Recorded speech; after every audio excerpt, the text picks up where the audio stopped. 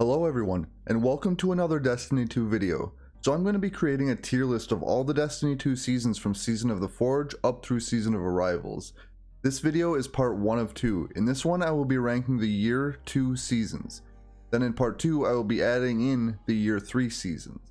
Now I know Forsaken technically had Season of the Outlaw alongside it, but there wasn't clear-cut content that came with that season. And prior to Forsaken, Bungie listed time periods as seasons, but there wasn't much besides the number behind the season and minor changes to things like Eververse. And the actual content came alongside the Curse of Osiris and the Warmind expansions. I'll start chronologically, so I'll begin with Season of the Forge and work up to Season of Arrivals. And remember, this video is strictly my opinion, and we are all free to feel differently about each season. Although I feel some of my rankings will be in line with the general consensus, while some may be more controversial. If you enjoy my tier list, agree with me, or disagree with me, please consider rating the video below, and let's get into my rankings. So we're going to begin with Season of the Forge, and with Season of the Forge, I'm going to place that in the B tier. I enjoyed the exotics, Jotun, the Last Word, Le Monarch, and the very famous and my personal favorite Izanagi's Burden, and the currently very famous Anarchy, which I still don't have, and I should probably farm that this season. Another great aspect of the season, Scourge of the Past, which I think is one of the more enjoyable raids and is very approachable for newer raiders. Also, the setting for the raid was in the last city, Flaming Servitor run was fun, and the Insurrection Prime boss fight was unique. Some of the weapons from this raid were pretty cool, the armor was nice, the shader was great, but then you also had the Anarchy drop from this as well as the Sick Sparrow. The first big community puzzle event tied to the opening of the Burgusia Forge was another great aspect of the season, despite the mess it turned into. And I can respect the experimentation Bungie did and the first real community puzzle that was put into the game. I also enjoyed the hidden secrets tied to the Forge weapons, so you could get that emblem from shooting specific symbols in a specific order in the Forges. I also thought Bungie did a really excellent job with the Forge weapons themselves, especially Hammerhead, Tatara Gaze, Striker Surehand, and Kittled Orchid. Now, things that I thought were just okay this season, the addition of season-related content to patrol areas such as the shield bosses that would appear and the black armory chests that would appear as well. Another thing that I thought was just okay is the forges themselves. I love the areas they carved out for them, but there just wasn't enough variety between the forges themselves, and while I didn't mind the gameplay, I wasn't blown away either. Things that I didn't like this season. The rollout of the content wasn't great, where you were forced to level up before you could even do the first forge. And some people may disagree with me on this point, but the story was just mediocre and self-contained. There wasn't really much going on outside of the story with Ada 1. Now we are going to move on to Season of the Drifter. This is going to be one of my more controversial rankings. I'm going to place Season of the Drifter in the A tier. I mean, I have the Reckoner title, what did you expect from me? Now I didn't start off enjoying Season of the Drifter, but over time the season grew on me. Let's get into why. So things that I enjoyed from the Season of the Drifter. I actually enjoy playing Gambit Prime in moderation. I prefer the quicker rounds and boss damage phase in this mode more than the original Gambit mode. Reckoning was and still is actually fun to me in moderation also. One unfortunate thing is that as a Warlock, in order to succeed in higher tiers, I had to use Well of Radiance as my matchmade team rarely ever used support supers. You may have noticed I mentioned both in moderation, which is good since they are tied to a gameplay loop where you alternate between them ideally. And I'm not saying I'm a fanboy of either, but that I merely enjoyed them.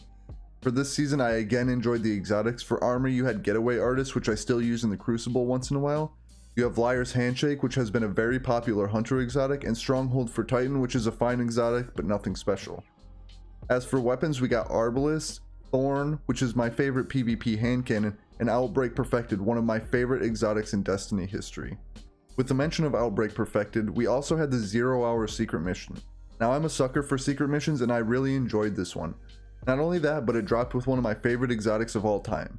Plus there's a secret in the heroic version to get that amazingly beautiful ship. Another part of the season that I really enjoyed is the 9 story development. At the time I enjoyed it, but retroactively I appreciate it even more given our current story development in Season of Arrivals. Here's something that I hope Bungie has not forgot about, because I really love the armor set bonuses and I really hope to see that expanded to armor sets in the future. I love the amazing weapons from Reckoning and Gambit Prime. Looking at you, Spare Rations and Gnawing Hunger. Oh, and don't forget about the fond times back when we had pinnacle weapons.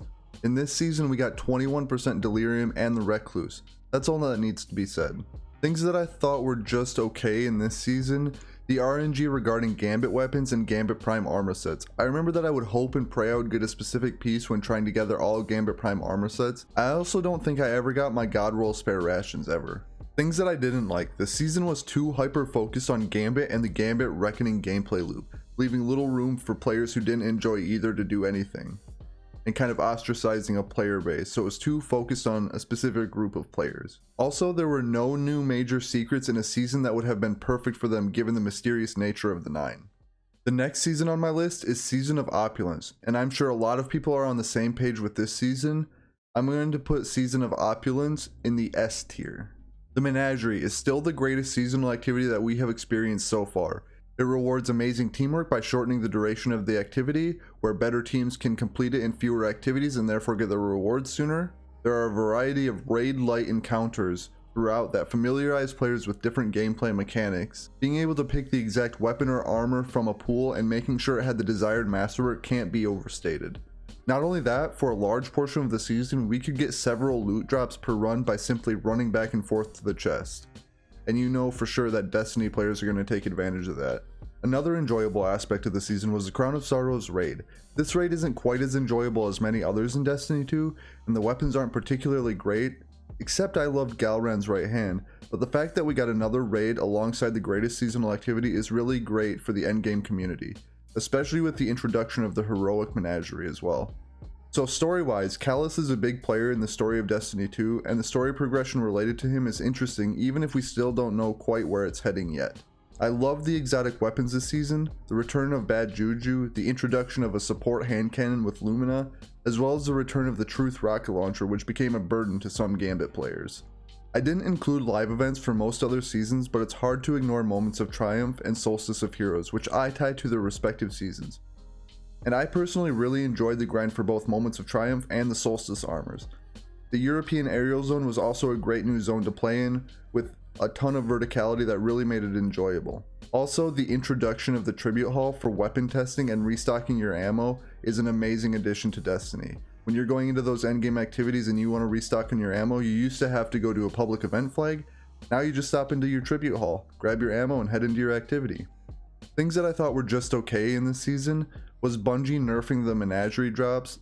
Like, I understand why they did it, but I also enjoyed the abundance of loot that we got during the glitch. The cost of upgrading the Tribute Hall: although it wasn't bad for most veteran players, it was quite a burden for newer players. The exotic armors this season were just okay as well. You got Kepri's Sting, Peregrine Greaves, Astrosight Verse, all of them decent exotics, but they were all returning ones and there was nothing new or unique to them.